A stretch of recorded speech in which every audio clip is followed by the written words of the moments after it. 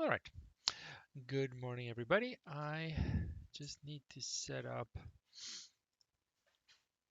the D2L page, even though no one watches there. Maybe there is someone, and I need to do that quickly. So I'll be there in 1 second.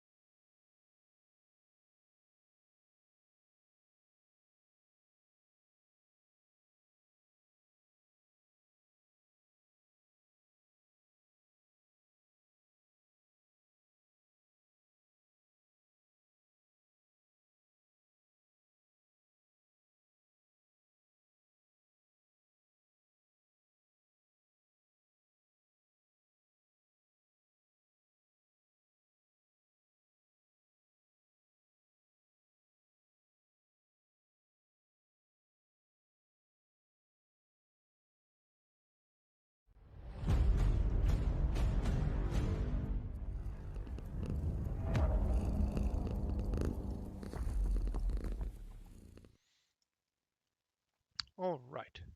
We are hopefully good to go with some more limit discussion. As always, can I just get confirmation in the chat that everyone can both see and hear me?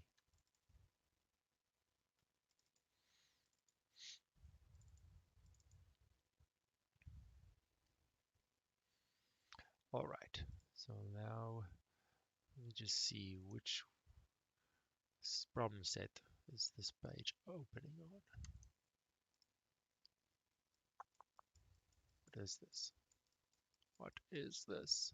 Oh, finite limits. Okay, we'll get there soon enough. All right, let me try and remember where we were at. I closed all my pages and I don't remember exactly. We talked about finite limits and we are just in the process of seeing all the variations, everything that we need to see to be ready for pretty much any question that could come our way.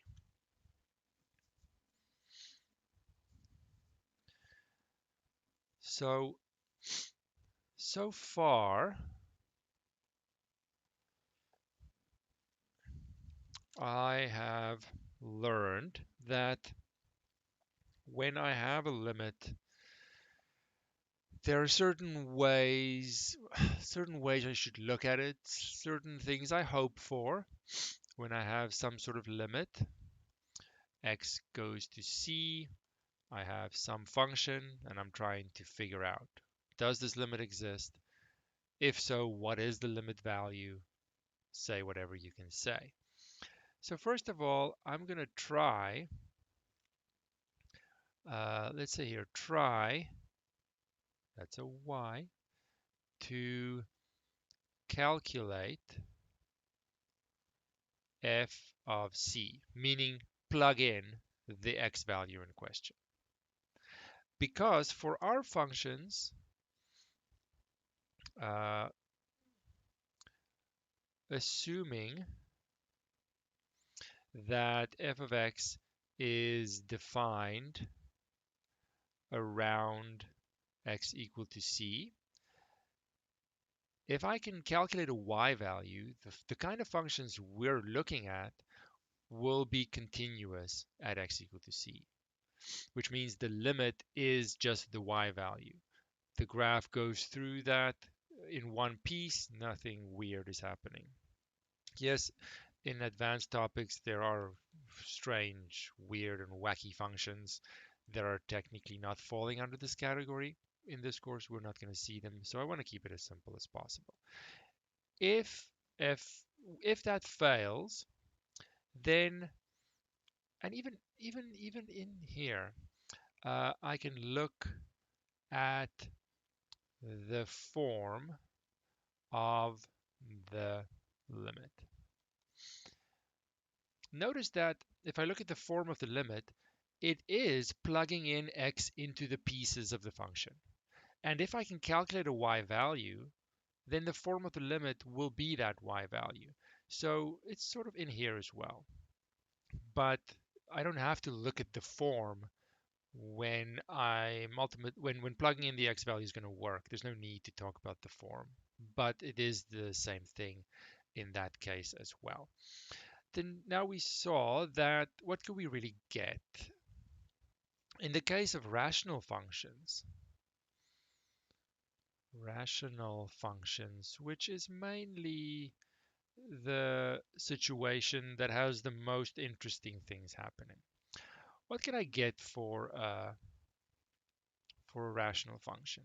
Now, I'm going to ignore the long-term case infinity over infinity, but uh, we can technically get infinity over infinity or 0 over 0. They're kind of the same. I can get a number, how should I write it? I'll write it as a k, non-zero over 0, or I can get 0 over some non-zero number, non-zero k. Those are really the only combinations I could get, right?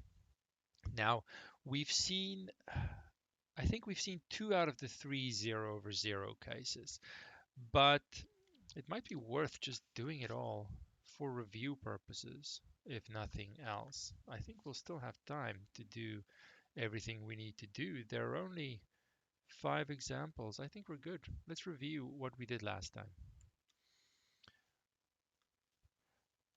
So I had an example, limit, it's good to review. It's been a weekend. Maybe you didn't get a chance to look at this at all. It might be worth reviewing. Okay, so I try plugging in 2, right? Doesn't work. Can't calculate a y value. So then I look at the form of the limit in the hopes that it'll tell me which direction to go. I then see, oh, it's 0 over 0. And if there are any questions about what I mean by the form of the limit, well, you should definitely ask. We've done this. There are videos, all kinds of stuff. So that is not ideal, but at least it tells me, oh, hold on, look at the specifics of the function involved. And in the case of a rational function, see if I can simplify and get rid of the bottom problem. So I will do that. Since I see, I can factor the top as the difference of 2 squares. Bottom is just an x minus 2, x minus 2. And then I see, oh, okay, well, one of the x minus 2's cancel. Oh, that's not bad. And the behavior of my original function is the same as the behavior of this. At least it's a simpler function, not the same function, but the behavior is the same. So I have technically a new limit question that I can look at, and I can look at the form of this limit. Well, the numerator now goes to 4, denominator 0, and you see that because I have a simpler function to look at, my case for the form is different. It's now this middle one, non-zero over something that approaches 0. I still can't plug in the 2. The function is still undefined there, but this form is much more informative. It tells me that the numerator stays constant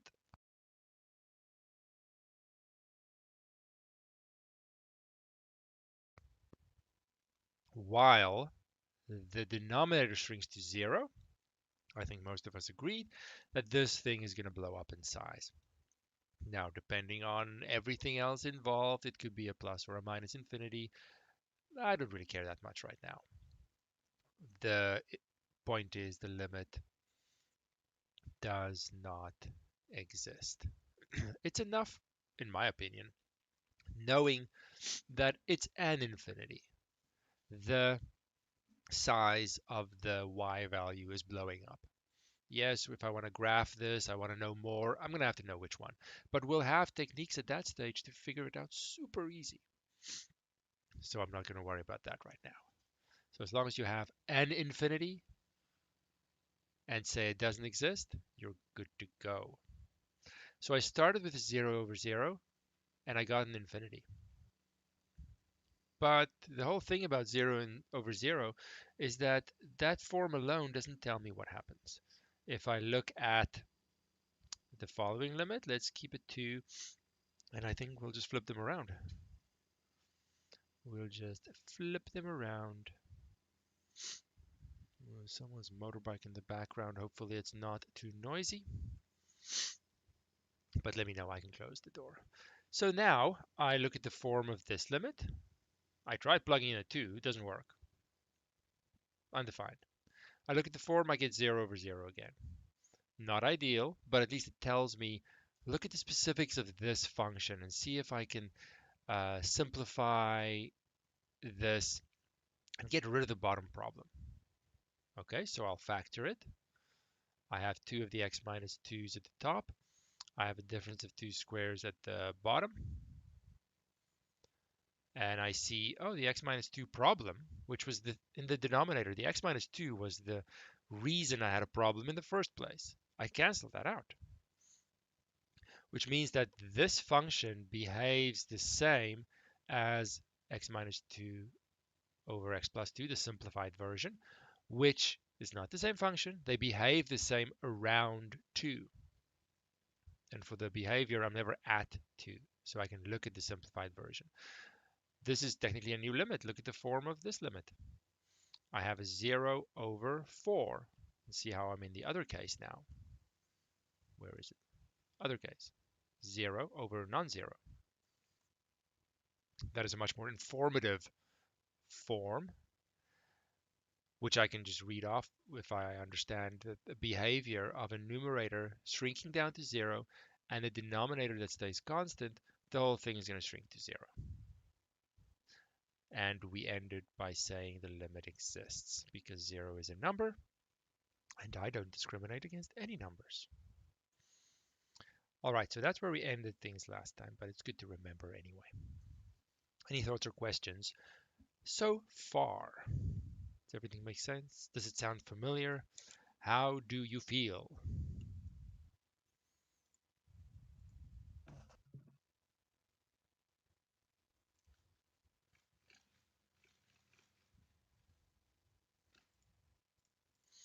All right, big smiley face. I'm going to take that as a good sign. So we see that 0 over 0 can result in different answers, which is why it's called an indeterminate form, because we can't determine the answer just from the form alone. How did we get 0 over 4? You see what happens to just the numerator when x goes to 2. Well, the numerator is x minus 2. 2 minus 2, 0. So the numerator alone wants to go to 0. The denominator is x plus 2. Close to 2, it wants to go closer and closer to 4. 2 plus 2. So now I have an interaction of a numerator and a denominator that does different things. The numerator, what it does is shrinks down to 0. Denominator, no, it's going to happily go to 4. Never going to be perfectly at 4, but they're going to be so close. And that numerator is gonna force the whole fraction to shrink down. The denominator doesn't balance it and try and counter it and try and do anything. So the numerator determines what the whole fraction is then doing. But initially I couldn't see it. Initially, technically, the numerator and denominator both go to 0. And then it's a question of how do they interact? How fast do they go to 0? What other things are they doing? Well, it turns out the numerator goes to 0 much faster than the denominator, and the denominator can't keep up. But I can't see it in the original form. Okay, one more example that we did write down, and I asked you to think about it, but let's be honest, you were going into the weekend, who was actually going to think about this? I don't blame you. It's okay. We'll do it now. I look at the form of this limit because regardless, it's going to tell me something. I hope for a lot, but I'll take a little. When I plug in a 2 in the numerator, I get a 4 plus 2 is 6 minus 6, 0. And the bottom is also 0. So I can't say anything immediately. I need to go and look at the function, look at the specifics, and see if I can somehow clean it up, somehow clarify what's happening. And like in the rational function case, factoring, try to cancel the denominator is often my best attempt. So can I factor the top? I hope I can. It's a plus 3 and a minus 2. Now please be aware that just because I have 0 over 0, just because I can factor the numerator doesn't mean I will always cancel something. Look at this first. Okay, the first one, bad example. I still canceled something. I think we're going to get to something where it's not necessarily the case. And even if I can cancel something, I might not cancel out the problem, making this whole thing undefined. There's absolutely anything can happen. Maybe I'll do a little example. I might have, let me just check. I'm going to do 17 and 18, and they might, I think they're going to show what I mean. So let's just wait for those. So now I see, ooh, yay. I can cancel the x minus 2's, and the x minus 2's were the problem. Well, there was only one in the bottom. So the behavior of this original function is the same as the behavior of x plus 3, which doesn't have any problem. It's a polynomial. It's great. Plug it in. It's defined everywhere. It's 5. 2 plus 3. I can look at the form here, but in the case of a continuous function, the form is exactly the same as just plugging it in. And it's a little unnecessary to double up with something that's overkill. Of course, limit exists. So, to sum up,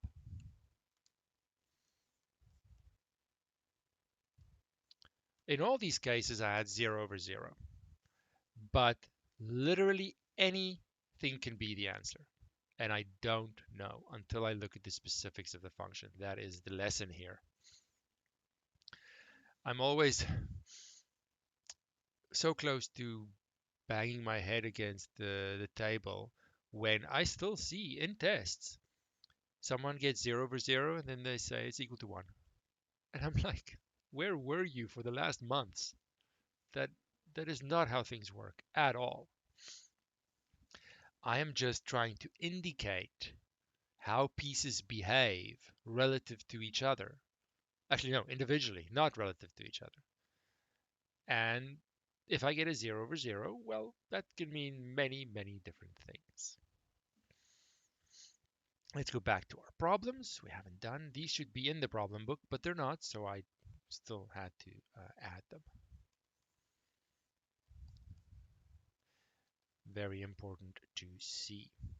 But let's go something that is in the problem book, 3.2, number 17. Let's have a look. I don't want that. I want this. 17. Where are you? I guess I shouldn't scroll so fast.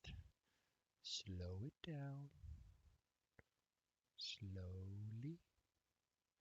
Reveal 17. Boom, there it is. Okay, now I just copy that. Limit. Once we understand how to look at these things, I feel like I should apologize. There isn't really much mystery here, but we'll try and see if we can come up with some mystery. X squared minus 1 over x cubed minus x. Right? Yeah, pretty sure. Yeah. Okay. Try and plug it in. It's not going to go well. Your calculator says error.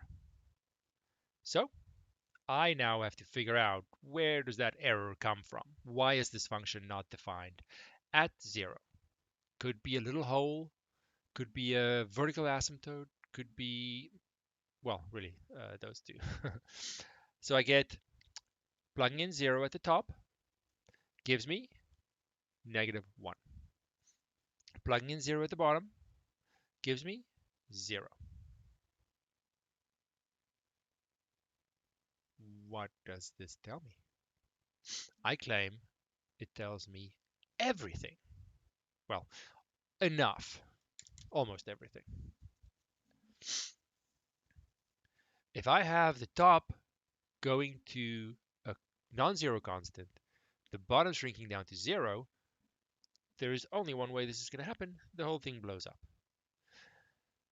In this case, a negative infinity, but if you want to say plus or minus, I'm not going to care. I understand our tools are limited, and finding out which infinity is not the goal right now. It's an infinity right away. I don't have to do a thing. Limit, I did my work. It's in the form. Limit does not exist. If you want to factor this, top one goes to x plus 1, x minus 1. Bottom one, I can factor out an x, and then I have x squared minus 1, which is going to be the same. I'm doing all this work. I'm not getting rid of the problem. The form tells me I will never get rid of the problem. There's a vertical asymptote. It's going to blow up to infinity. The form already tells me all of that. Why would I go through all the factoring work when it's not going to get me anywhere? It's silly. It's all silliness. The form, ideally, tells me everything I need to know. Now, if the form was 0 over 0, then there is a chance that the bottom problem could feature at the top. There's a chance they could cancel. I need to go explore that. But if the form isn't 0 over 0, why would I care to do any more work? Back it up. Oh, so close. My undo can only go so far. Don't want to see any of that nonsense. I don't need it. If you want to be busy and make work for yourself, go nuts. I don't need it. I hope for the best, but the 0 over 0 indeterminate forms tell me to now go dig in the function. Anything else, and I'm good to go. I'm looking for the path of least resistance here. Why make work for myself? But there's a requirement of some understanding. First of all, what we mean by the form, how to use it, what we're saying and what we're not saying. People don't understand what we're saying, and more importantly, what we're not saying. But if you do understand what we're trying to do and what this can tell you, it's really extremely simple. Well, you hope for a form that's not indeterminate, right? Then you're golden. But if you get an indeterminate form, at least you know, okay, let's go dig in the function and see what we can come up with. Whoops. So not all secrets are revealed, but I still hope for the best. And honestly, in 2 out of the 3 cases, it's going to be extremely straightforward. Now, there are exceptions, but let's just do this one question. I'll do 18. 18 is over there. Limit x goes to -1. Finite, oopsie. Finite limit. What's the limit? X squared minus 1. What's the function? X squared plus 1. What do I do first?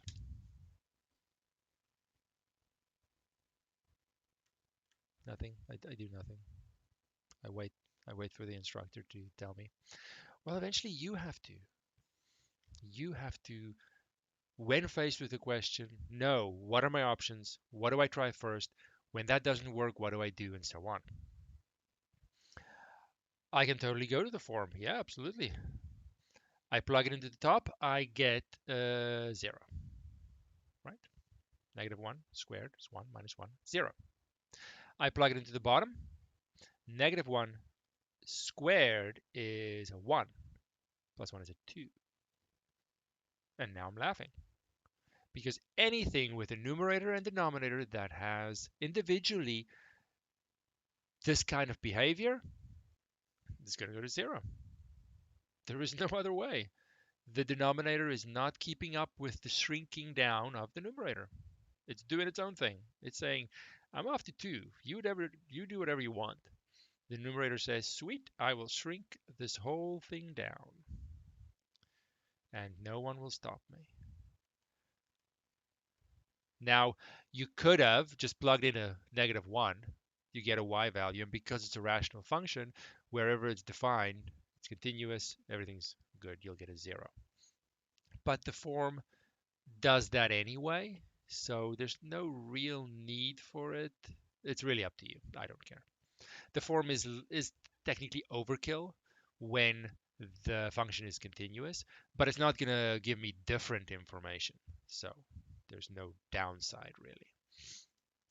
There's no downside to the form.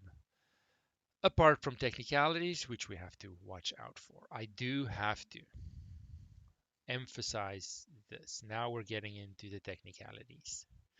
There aren't many, that's the good news, but there are some. That is the bad news. Even at this basic level, there are some technicalities that we very easily forget. Whoops, no, that's not at all what I'm doing here. Where's my page here? Nope, that's not it either. Oh, it's up there. There we go. We do forget this. There is this requirement that for this limit behavior question to even make sense to be asked, we need this. We need f, we need the function to be defined around my x value in question.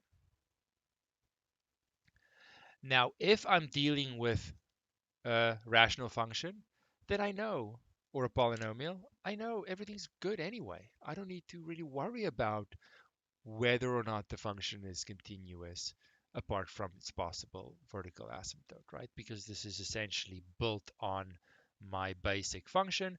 I know if I stay away from the vertical asymptote, it's a one-piece function, right? I jump over that, sure, but apart from that, there are no issues with this function.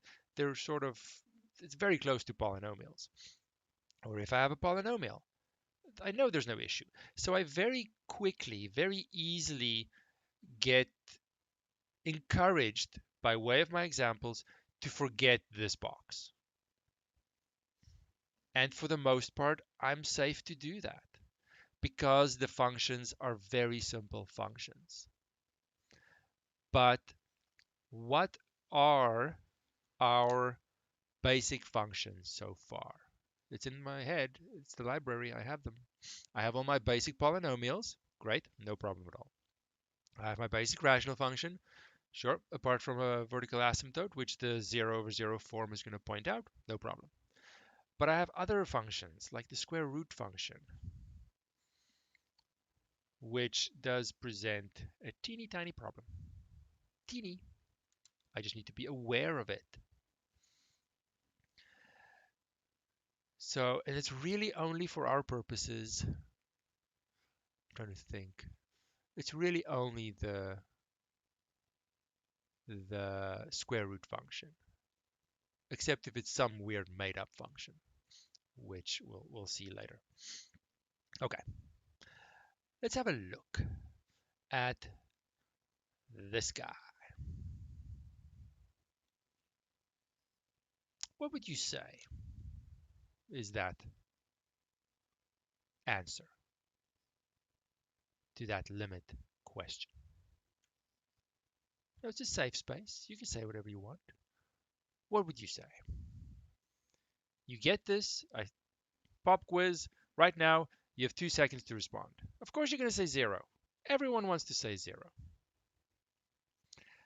However, unless I keep in mind, let's say it like this, unless I keep in mind what this limit is really saying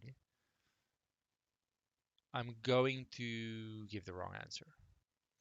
This is asking for the behavior, of course, a very simple function, it's in my library, of my square root function as x, I'll write it down, gets closer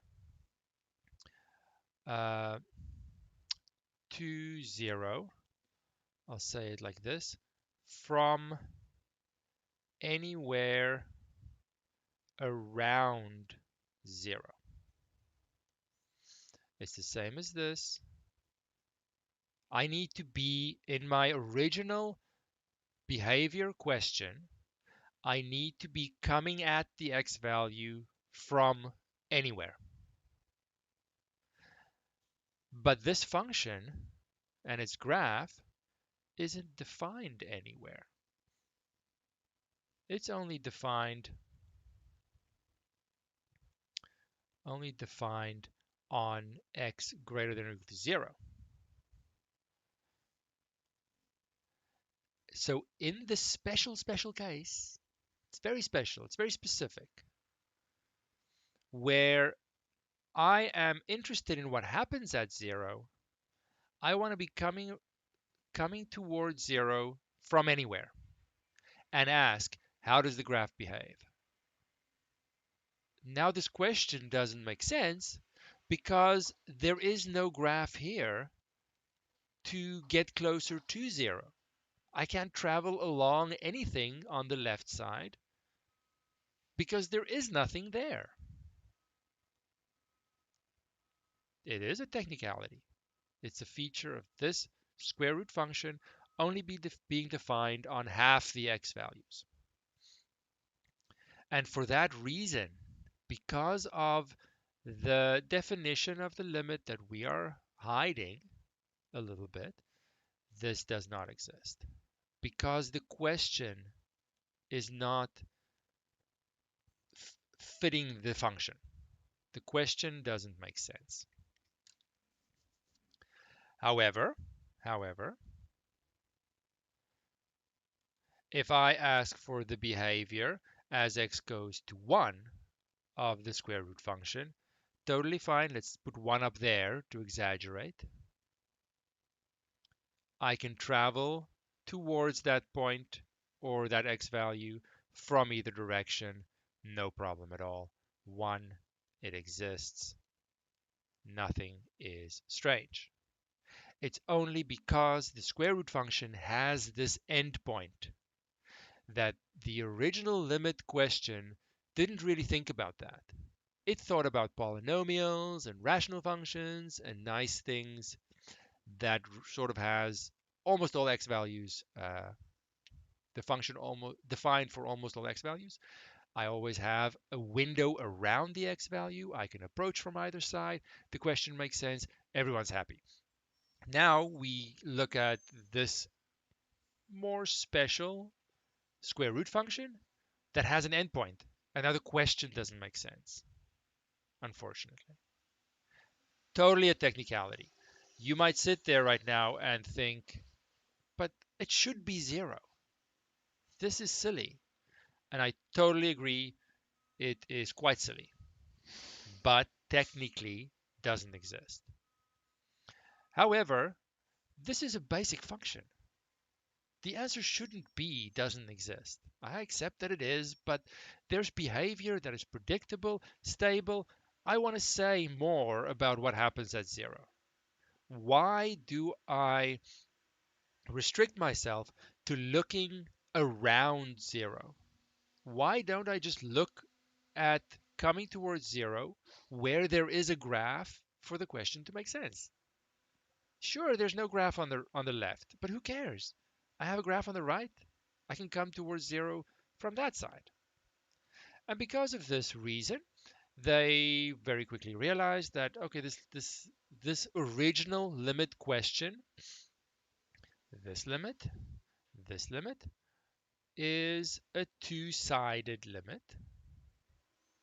It's a behavior from either side.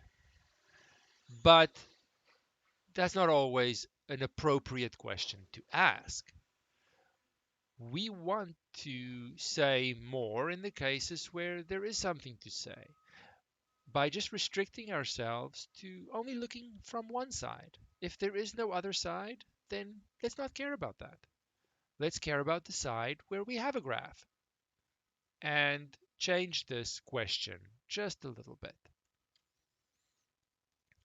So let's do that. There's obviously a nice behavior there. Let's just change the question to allow us to do that. We can ask for the behavior of, it doesn't matter what the function is, as x gets closer to some c value, could be 0, could be anything. Now there are two cases. I might want to ask, I want to get closer to c just from the right. And then what we're going to do is we're going to let x approach c. We're going to put a little plus there to indicate that I'm not coming towards c from around c. I don't care if the function's defined around it. I'm only interested on the right side. And of course, then I can ask about the left side as well. So I'm just doing half of the requirement. And I'll put a little minus sign there at the top to indicate that I might be coming from the left side. Now the limit as x approaches 0 from the right, we'll call that a one-sided limit for obvious reasons. Look at my function again. Look at the graph. Now the requirement is I'm only getting closer from the right side. I don't care about the left side of 0. Doesn't exist as far as I'm concerned. There's a graph, stable behavior. It's heading towards the y value that's there anyway. For this, it is 0 and it exists.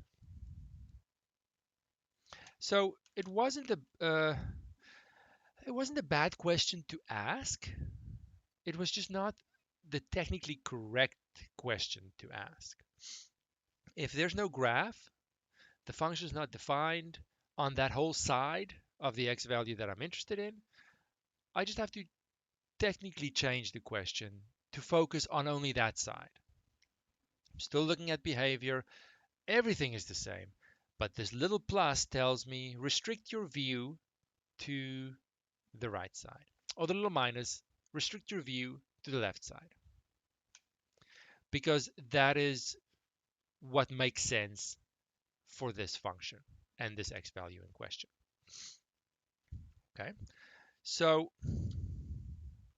let me just note something else, that I could still ask, I don't have to have a problem on one side. I could still take the limit x approaches 2 from the left of x squared plus 3x plus 1.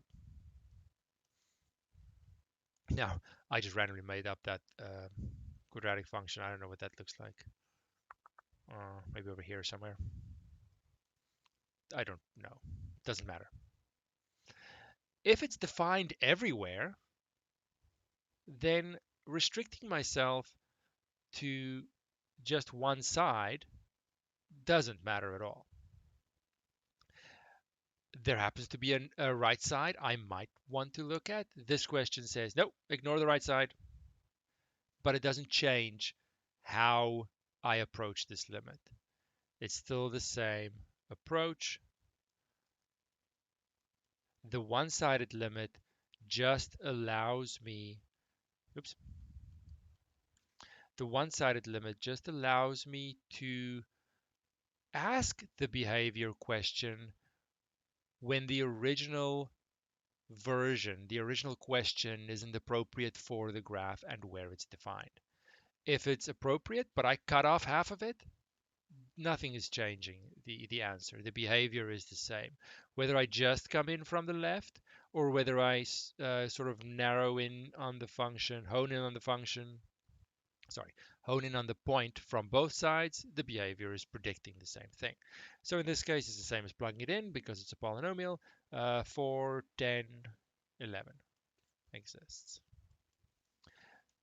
So the question isn't changed. It's just being made more appropriate for certain functions that have only half the x values available to ask a behavior question.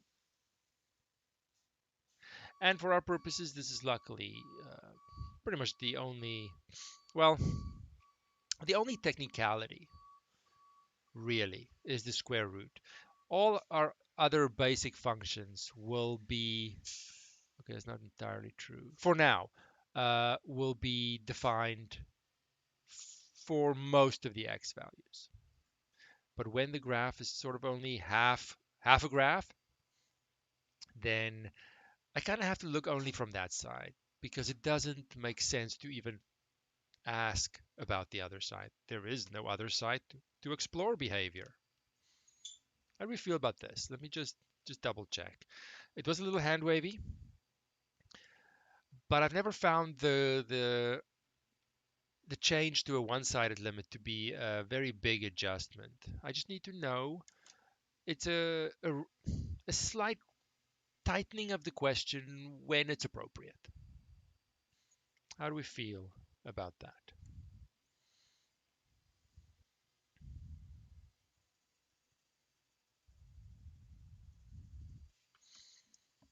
No feelings? Oh, some feelings. There are some feelings.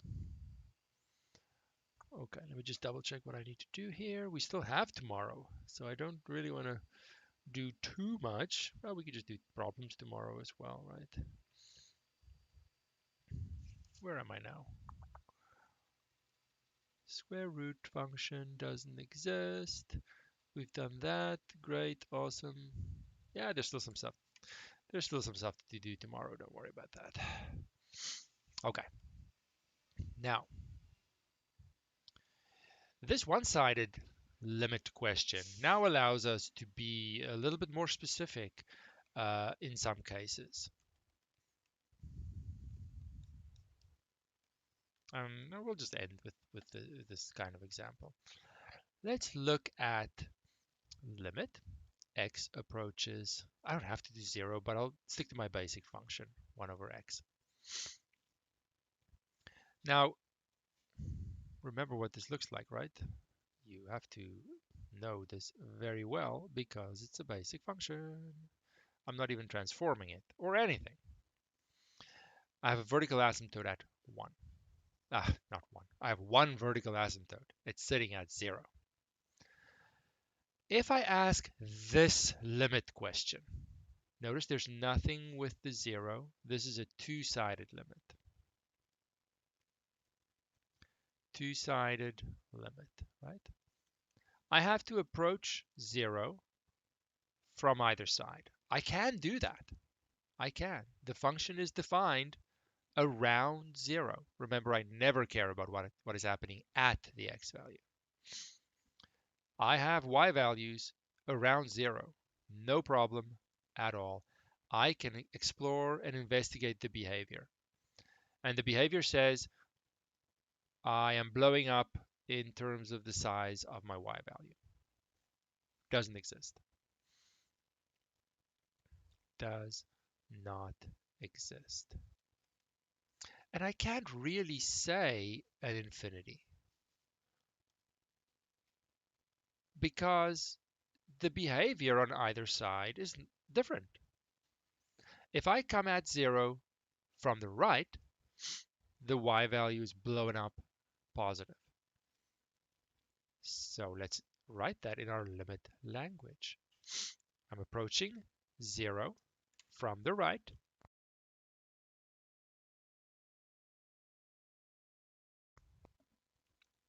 Of my function. Then I can say it's infinity. It's positive infinity. Yes, it still doesn't exist because infinity is not a number, but at least I am able to say, in addition to not existing, I can say it blows up positive. And I can say if I approach 0 from the left, it's going to blow up in size, but negative. Yeah, still doesn't exist. Fine. But I'm able to say how it behaves. So in situations like this, where the behavior is not the same on each side, I really, for the two-sided limit, can't say anything. I can't say plus or minus infinity because that only meant I don't know which one it is. It's one of them, I just don't know which one, and I don't care about figuring it out. That's what we did. Was there an example here somewhere? Here. It was, well, okay, that's not true. Bad example. We didn't know what to do here at this stage. When I have behavior, we'll come back to that one in a second. When I have behavior, I know it's blowing up in size, but I don't know which one it is. We didn't know what to do at that stage, but we wanted to say more because we knew it was infinity of some kind. The two-sided limit really can't say anymore, even though it wants to. We just didn't know what to do at that stage. We understood it didn't exist. We wanted to say more. We didn't know what to do. But when we have the one-sided limits, we can now be more specific. We just couldn't do it at that stage. So we need to go back. Where is this one? This one? Nope, not that one. This one. We really can't say any of this, unfortunately. So let's just redo that one. X plus 2, x minus 2. Example. Limit x. Now, x goes to 2, right? X plus 2, x minus 2. Now, I don't want to go through a whole song and dance here about the transformations. What we could do is instead say, let's just from the start look at what happens when I approach 2 from the right, what happens when I approach 2 from the left, to see a little bit better, oh, come on, multitasking, to see a little bit better what's happening here. Same function, but let's just from the start split up the sides because I suspect, maybe I'm not sure, I suspect something like this is happening. And if you do the transformations, you'll see it is. But I don't know which, I don't know, I think there's different behavior on either side. So this one, I really can say nothing. But if I explore by way of the one-sided limits, maybe I can do a little bit, right? So let's, now of course, I am assuming that I don't want to spend the time to do the transformations. If I have the graph, of course, I can read it off the graph. Super easy. I don't know what the graph looks like. I just want to know the behavior. Okay. So I don't have that crutch to lean on. What is the form of this first one? Well, if x gets closer to 2, then x plus 2 is getting closer to 4. No question.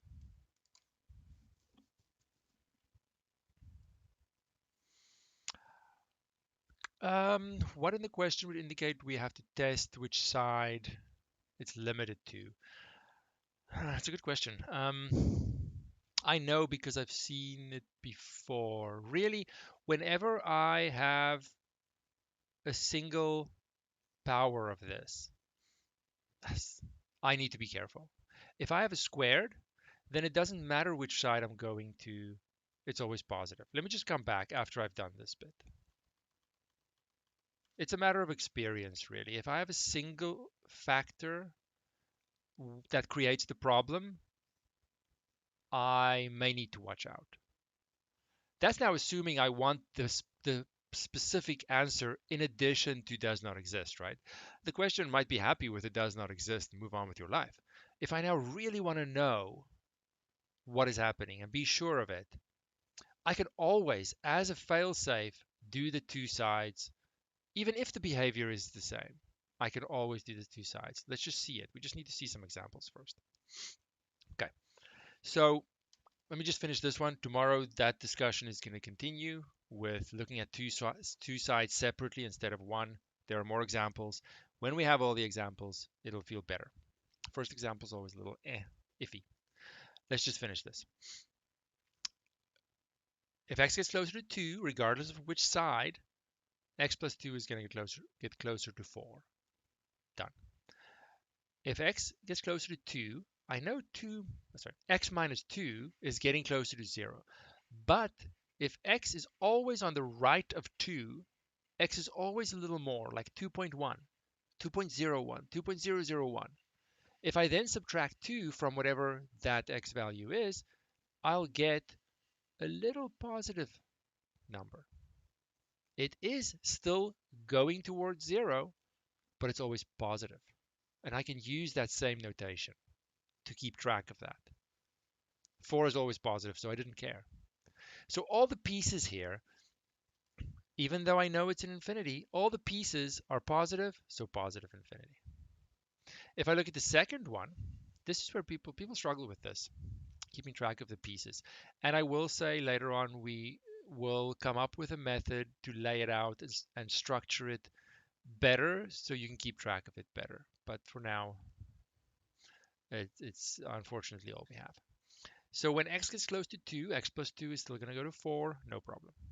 When x gets close to 2, the denominator still wants to go to 0, but now in a more specific way. X is always to the left of 2. So 1.9, 1.99, 1.999. Then minus 2 is going to give me a little negative number. The direction that those numbers are going is getting closer to 0, but they're always negative. Positive number, negative infinity. Which is why I said something similar is happening here to this. See, on either side, it's a different infinity. It's my vertical asymptote, which is why the two-sided behavior is not consistent, and I can't say anything. They're not matching. But if I had, I know I'm going over time, but we need to paint the picture as clearly as possible. If I had something like this, then on either side, I'll write it out. You can convince yourself. This guy is always going to be positive. This guy, if I approach from the other side, because of the square, it's also positive. That behavior is the same, and then I can say, okay, there is consistency between the two. They behave the same way regardless of which side I'm coming towards to. And I can then merge them into a two-sided limit because the behavior is the same. They agree with each other. But in many cases, they don't agree with each other. Different things are happening on different sides. Then the two-sided limit is completely screwed and can't say a thing. And the only way for me to say more is to isolate the sides and show, oh, no, they're different. Okay, fine. I can't merge these into a two-sided limit. I can still explain the behavior, but because the sides are different, I have to do them individually. Even if I'm not sure, I do the sides differently, and I see, oh, they're the same from either side. Okay, now let's merge them into the two-sided limit. Answer. There's no downside to looking at the sides separately. I might create more work for myself when I don't need to, but I can always be safe and do that if I'm not sure. Now, with experience, you start to see, well, okay, if I have a square here, it really negates any positive negative differences because it's always going to make it positive and so on. But as a failsafe, I can always look at the two sides separately. Now, to be fair, we have to look at more examples to really emphasize this. When do the two-sided limit, when do the two-sided limit results agree with the two one-sided limit results. So just a few more examples, and it will hopefully demystify this if you're not sure. This was a little bit rushed. I just wanted to finish the story here, but more examples will show the link between the one-sided limits and the two-sided limits because there's a very strong link. It's the same question. It's just a matter of how does limiting myself to one side only allow me to say different things or confirm the two-sided case and so on. They're not different questions.